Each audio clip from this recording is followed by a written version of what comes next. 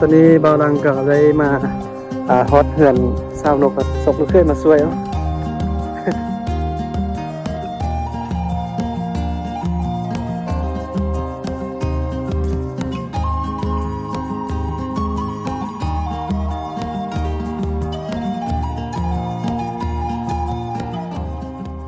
บ่าวลังไปเห็นเส้นทางอยู่ด้วยก็ จะมารีวิวให้เบิ่งเนาะก่อนจะได้คลิปหนึงไหมพ่อแม่พี่น้องได้เบิ่งได้ชมก็บ่แม่นเรื่องง่ายเนาะจะต้องได้ขี่รถจากนี้ขึ้นดอยเนาะ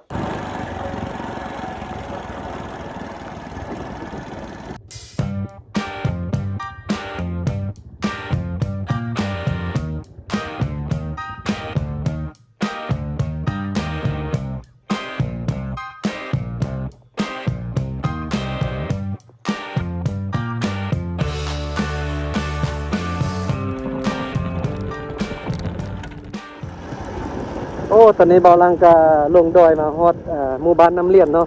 หมู่บ้านนี้ก็ชื่อแม่นชื่อบ้านน้ำเลียนเนาะหมู่บ้านนี้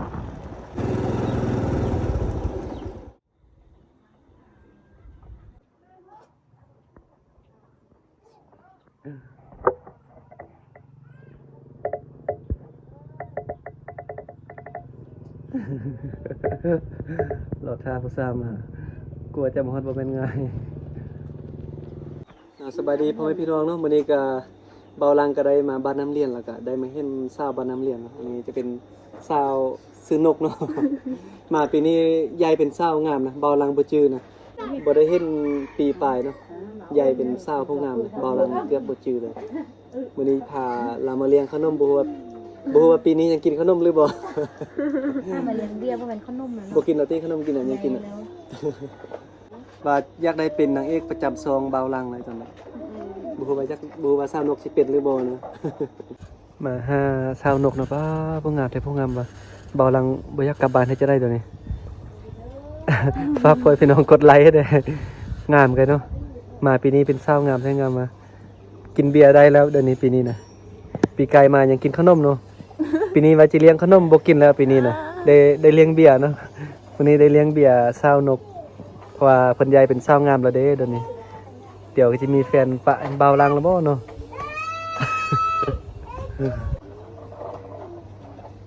วันนี้ก็คลิปนี้เป็นคลิปเบาลังจีบสาวเนาะ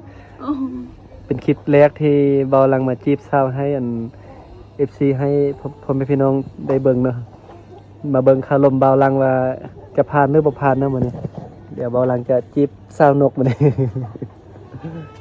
สมัยก็ฮู้จักอันน้องสาวมาได้หลายปีแล้วเนาะฮู้จักน้องสาวนกตั้งแต่ตอนน้อยๆพุ่น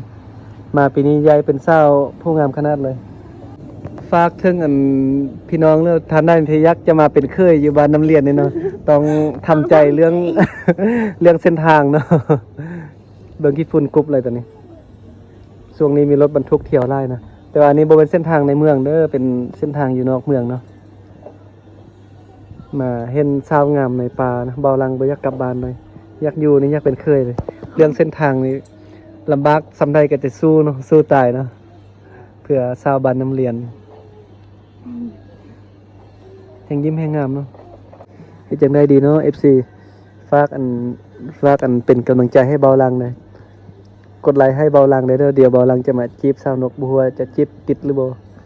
ถ้าจีบติดนี่คลิปหน้านี่มีข่าวดีจะแจ้งเนาะว่าจะบอกนะว่า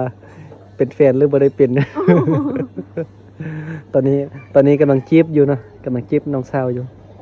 บ่ว่าจะจีบผ่านหรือบ่ว่าเบาลังก็เป็นคนที่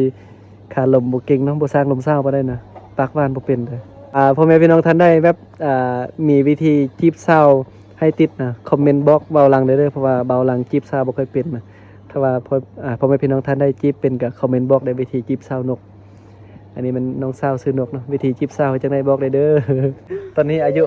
16 ปีแล้วเนาะ16 ปีแล้ว16 ปียังโสดแต่ว่าบ่ให้ไผจีบแล้วเด้อเพราะว่าเบาลังจองแล้ว เบาลังจองแล้วเนาะแบบ ฮักจริงวังแต่งนะครับว่านะเบาลังเป็นคนแบบคันมักบ่ได้มักแท้ๆเนี่ยแต่ว่าเป็นคนที่จีบสาวบ่ค่อยเก่งเนาะจีบสาวบ่เป็นแล้วก็คารมก็บ่มีเนาะแต่ว่ามักไผนี่มักแท้ทุ่มสุดตัวแล้วเนาะ บ่ฮู้ว่าเขาจะมักอันตัวเองหรือบ่ หักฝากใจ ฝากไปตามลมถึงแม่ตาคมสาวลาวต่างแดน เดี๋ยวเบาลังจะพาไปเบิ่งเฮือนเศร้านกเนาะโอเคเนาะตอนนี้เบาลังก็ได้มาฮอตเฮือนเศร้านกแล้วตอนนี้ เดี๋ยวจะให้เศร้านกพาไปเบิ่งบอนอันชาวบ้านเขาเจ้ามากันไปตักน้ำนะเพราะว่าตอนแรงจะนี้ชาวบ้านมักพากันไปตักน้ำนะตอนนี้ก็เป็นเวลา4 โมง 5 โมงแรงแล้วตอนนี้ชาวบ้านน่าจะอยู่บอนตักน้ำแล้วเนาะเดี๋ยวจะให้ผู้สาวพาไปน้องมันนี้นะเส้นทางมันกับเส้นทางไปไฮเนาะสาวนกเฮ็ดไฮเฮ็ดส่วนบ่ให้แต่แม่เฮ็ดเนาะสอกลูกเคยได้สอกลูกเคยมาช่วยเนาะ สร้างว่ากะไก่นิดนึงเนาะยางลงมาฮอตน้ำเลี้ยนนี่เย็นเลยเนาะบรรยากาศที่เที่ยวนี้เนี่ยยามหนาวนี่ถือว่าหนาวที่สุดเลยบนนี้นี่บนตักน้ำนะ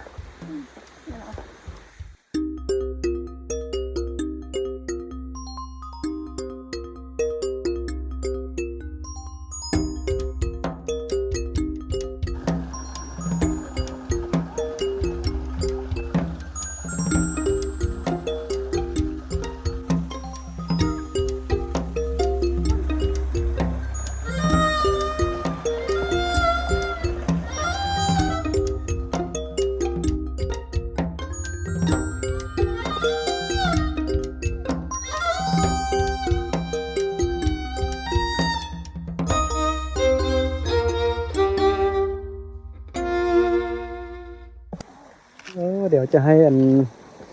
สาวนกพาไปเบิ่งอันบนข้าเจ้าเก็บผักเนาะข้าเจ้าเฮ็ดส่วน ระหว่างตกน้ำเด้อ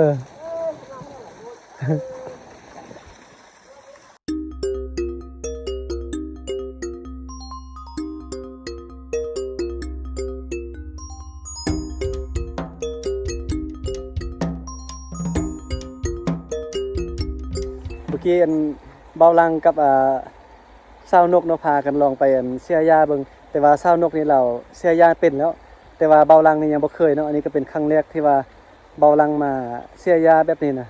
ผ่านมาก็เคยตัดหญ้าคือกันแต่ว่าเอาจักรตัดหญ้าเนาะบ่เคยมาจับมีดจับแวกแบบนี้เสียหญ้าให้นะแต่ว่าสาวนกนี่เก่งแล้วเนาะ โอเคเนาะคลิปนี้ก็จังได๋ก็ขอบใจพ่อพี่น้องที่เข้ามารับชมเนาะคลิปนี้ก็บ่ยังหลายเนาะเบาลังขออนุญาตจบคลิปเพียงเท่านี้แล้วก็คลิปต่อไปเบาลังจะไปใช้ถ่ายคลิปอิหยังก็ฝากติดตามต่อไปเด้อบางทีเนาะบ่แน่เบาลังจะกลับมาถ่ายคลิปกับสาวนกอีกครั้งเนาะ